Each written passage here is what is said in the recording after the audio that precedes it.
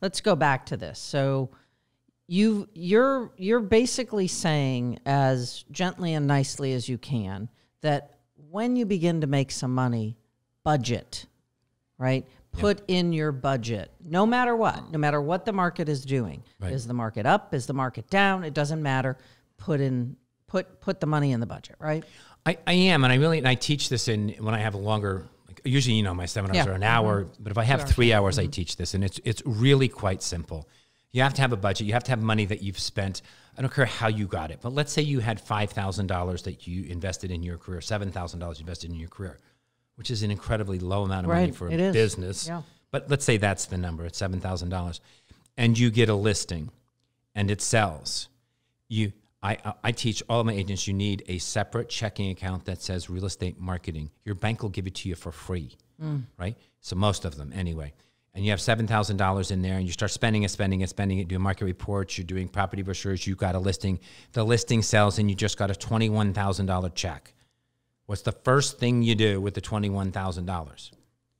Is refinance your budget.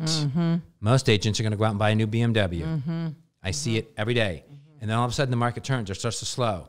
And now they're out of money and they have no more money to continue to market. Is it a percentage that you recommend? Like in a perfect world, David. Yep. Right?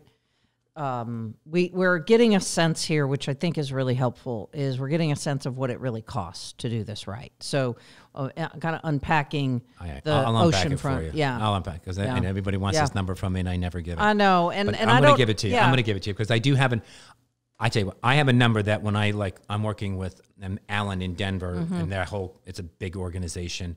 And we're looking at actually sponsoring agents for the market report based on their previous 3 years of sales. Okay. Here's the magic number that we won't even talk to an agent unless they've done 4 million in sales. Okay. So 4 million, and they have to have done it for 3 years in a row. And so let's say they've done 4 million. We pretty much calculate that it's going to be somewhere at 4 million, it'll be somewhere around 12%. Okay. Right?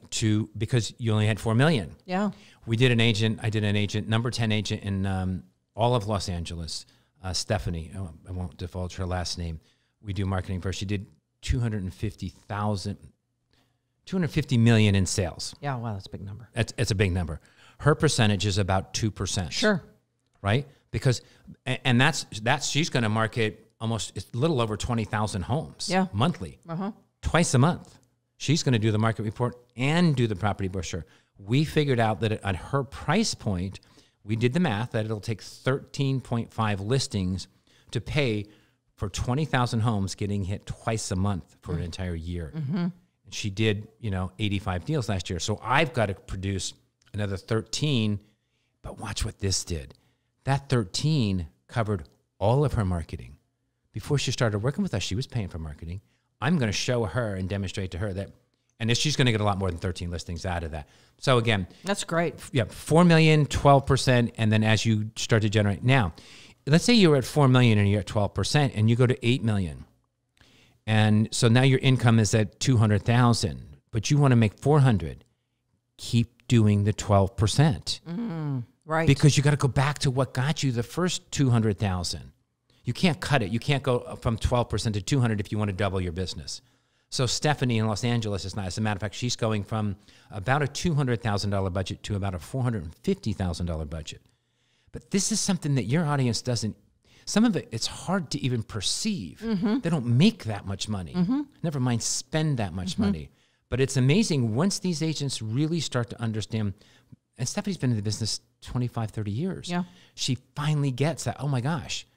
For every dollar, and she looks at her manager, Jeff, who's a brilliant guy, brilliant businessman, and she looks at him, she goes, every time we spend $1 with David, we get 7 back. Right. Go get me some more dollars. And that's all she's looking for. That's great. That is fantastic for people to be able to recognize, right? Yep. If I said to you, David, here's $1 and you give me 7, I'm going to be giving you $1 for a long, long time. You're going to look for more dollars. But here's where most agents will go wrong. You're going to give me $1, and all of the dollars that you've earned in the past cost you nothing.